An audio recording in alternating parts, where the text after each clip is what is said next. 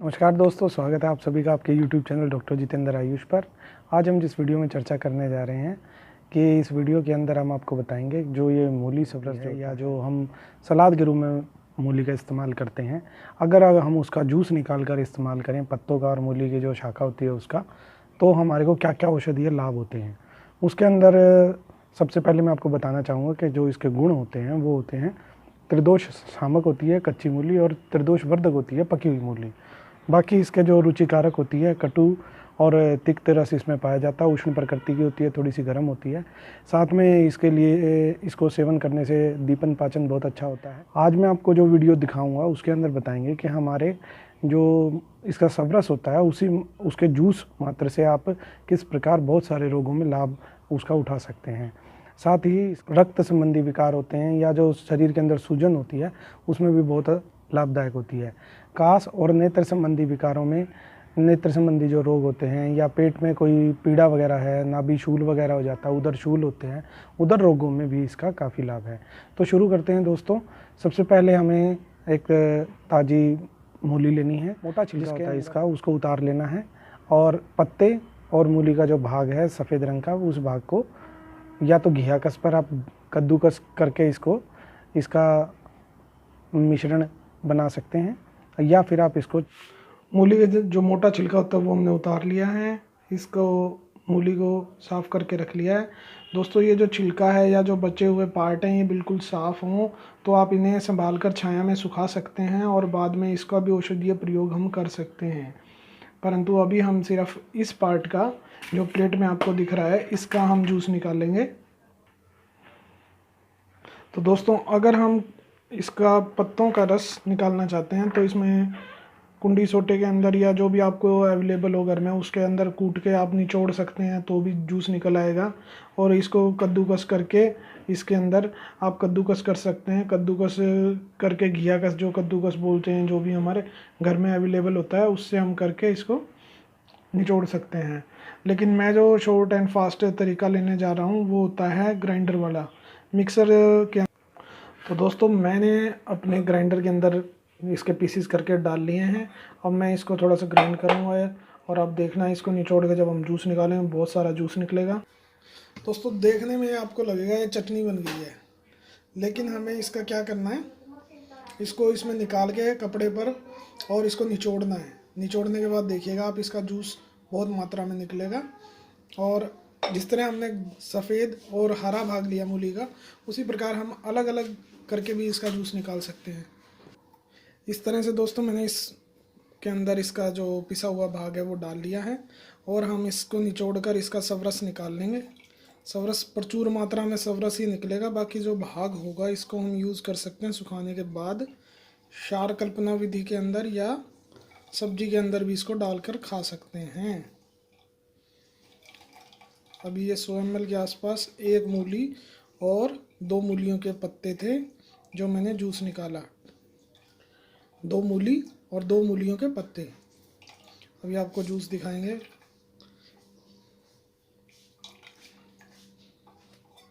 ये सब रस निकल आया है दोस्तों। इसका विधि के अनुसार जो मैंने आपको प्रयोग बताया, आप बेझिझक उसका प्रयोग कर सकते हैं।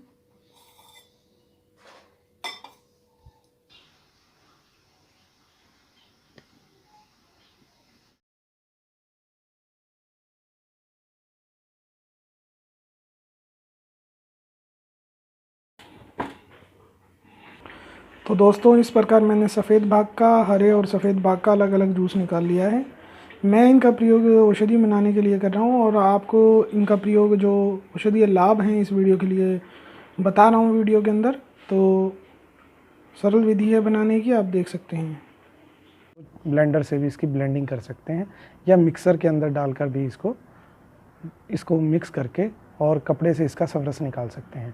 अब रोगों के अनुसार मैं आपको बताना चाहूँगा दोस्तों कि सबसे पहले इसका जो सवरस है वो जो कंठ शूल वगैरह होता है, जैसे आपके गले में दर्द वगैरह है या बोलने में की कोई समस्या है, तो उसके अंदर इसको 20 से 25 ml तक इसका सवरस लेंगे और 50 से 100 ml हम गर्म पानी लेंगे।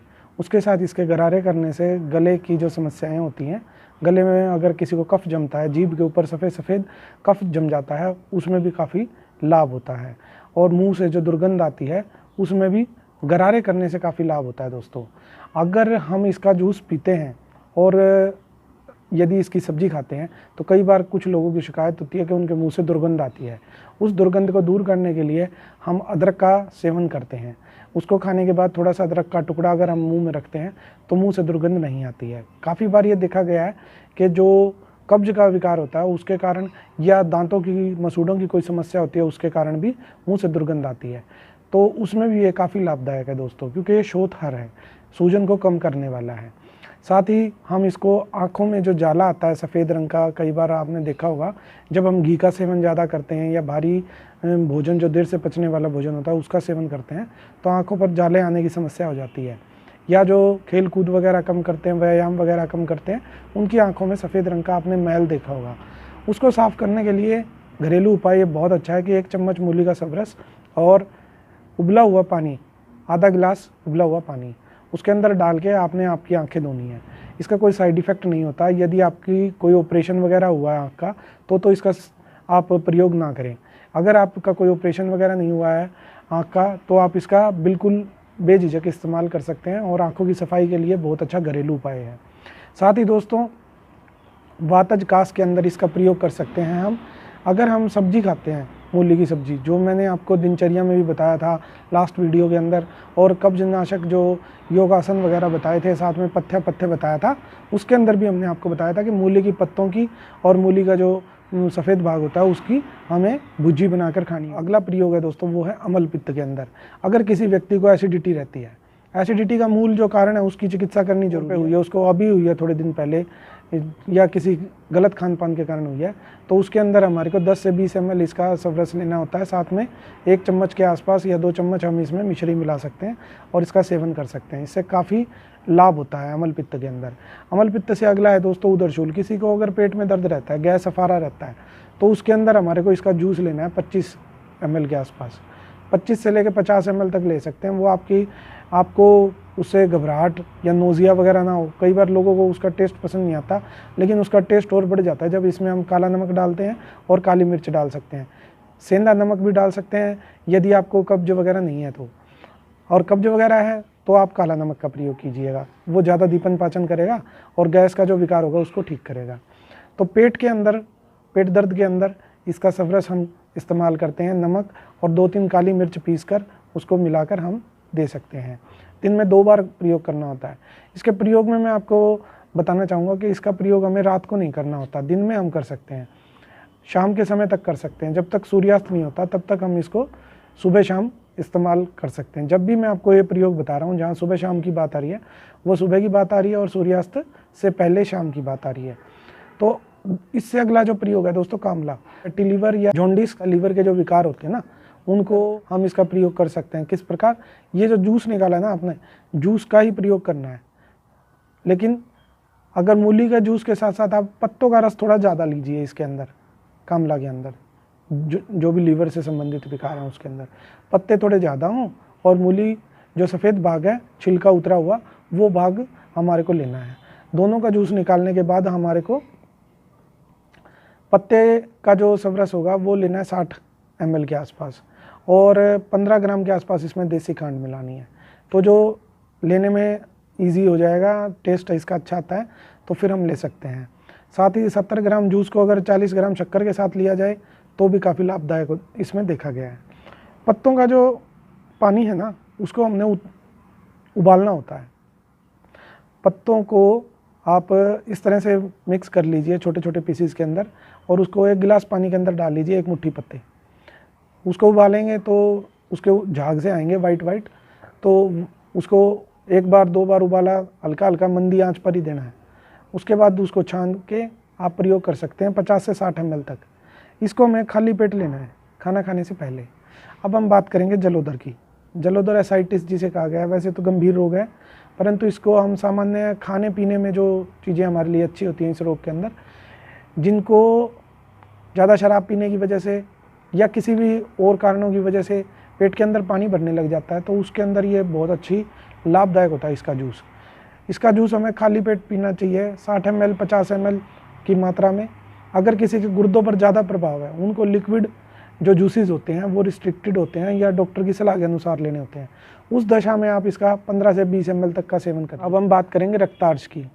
जब ब्लीडिंग पाइल्स किसी को होती हैं तो उसमें हमारे को इसका जो जूस होता है, उसी मूली का जो सफ़ेद भाग है उसको छिलका उतार के उसके जूस निकालना है।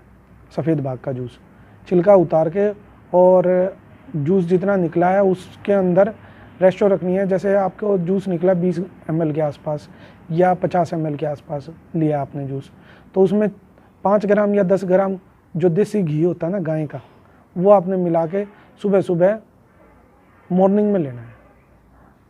जब आप खाली पेट इसको पिएंगे तो आपका जो रुधिर विकार है, पित्त बढ़ा हुआ है, वो शांत हो जाता है और उसके लेने के बाद ब्लीडिंग कम हो जाती है।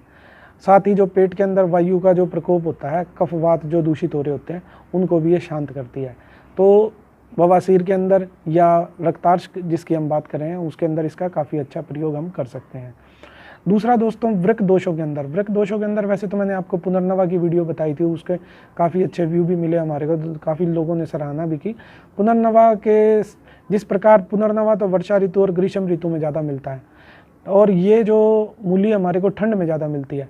तो ठंड में अगर डायूरेटिक के तौर पे किडनी के जो विकार हैं उनको दूर करने के लिए उसमें ये काफ़ी अच्छी औषधि है। वृक्क दोषों में इसका जूस ही पीना है हमने दिन में 3 बार, वही दोस्तों सुबह, दोपहर और शाम को सूर्यास्त से पहले। और वृक्क दोषों के अलावा पथरी के अंदर हमें जूस पीना है इसका 50 ml के आसपास दिन में 3 बार, सुबह, दोपहर और सूर्यास्त से पहले शाम को।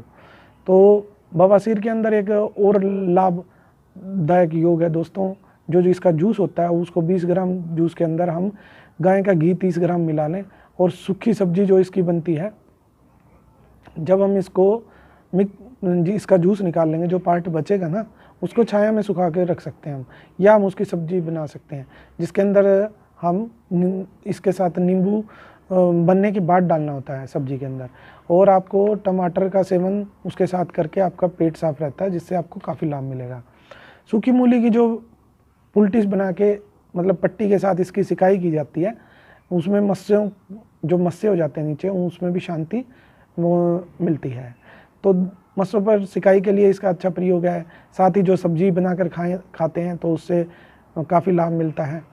अब सूजन के अंदर इसका जूस हमें 40 से 50 ml तक लेना होता है। कुछ लोगों को थोड़ा सा कार्य करते ही सांस चढ़ता है, या जिनके अंदर खून की कमी भी होती है, साथ ही मोटापे की वजह से भी कई बार पैरों में सूजन आने लग जाती है, या कहीं भी शरीर में सूजन हो, तो इसका 40 to 50 ml जूस हमने सेवन करना होता है।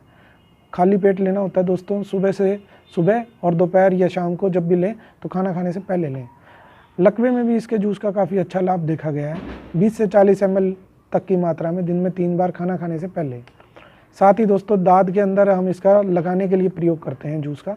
पहले हम जूस निकालेंगे और 4 चम्मच जूस के अंदर 1 चम्मच हमें नींबू का रस मिलाना है, और लोकल एप्लीकेशन के लिए जहाँ भी दानेदार जो गोल गोल चकते दांत के रूप में बन गए हैं वहाँ पे लगाने के बाद आधे घंटे तक हमने उसको छोड़ना है, और आधे घंटे के बाद नीम के पानी से धो लेना है या स्नान कर लेना है। यह हम मॉर्निंग में भी प्रयोग कर सकते हैं, नहाने से पहले आधे घंटे 1 घंटे के लिए लगाकर छोड़ दीजिए आप। वहाँ पे जो फंगल ग्रोथ होगी, जो दाद होंगे, वो जल्द ही ख़त्म होने लग जाते हैं। और दूसरा दोस्तों, मासिक धर्म के अंदर भी इसका जो बीज होते हैं वो 2 से 3 ग्राम की मात्रा में प्रयोग कराए जाते हैं यदि मासिक धर्म रुक जाता है तो। साथ ही मोटापा, फैटी लीवर के लिए बहुत ही कारगर औषधि है, बहुत ही लाभदायक है, और इसके जो साइड इफ़ेक्ट हैं वो कोई साइड इफ़ेक्ट है ही नहीं, क्योंकि हम इसको सलाद के रूप में भी खाते हैं और वैसे भी खाते हैं। बस साइड इफ़ेक्ट के तौर पे हमें एक ध्यान रखना होता है, कुछ लोगों को मूली से एलर्जी होती है, उन लोगों को मूली के जूस का भी सेवन नहीं करना चाहिए। बाकी जो मुख्य इसका सावधानी रखनी होती है इसके सेवन करते समय, हमें इसको रात को नहीं खाना चाहिए। जैसा कि ऋषि मुनियों ने कहा है, पहले के वृद्ध जनों ने कहा है कि सुबह की मूली सोना होती है, दोपहर की चांदी और रात की मल के बराबर होती है। तो मूली का सेवन आप कर सकते हैं, अपने स्वास्थ्य को बढ़ा सकते हैं। और इसी के साथ आप सभी का धन्यवाद। इस वीडियो को ज़्यादा से ज़्यादा लाइक करें, शेयर करें। धन्यवाद।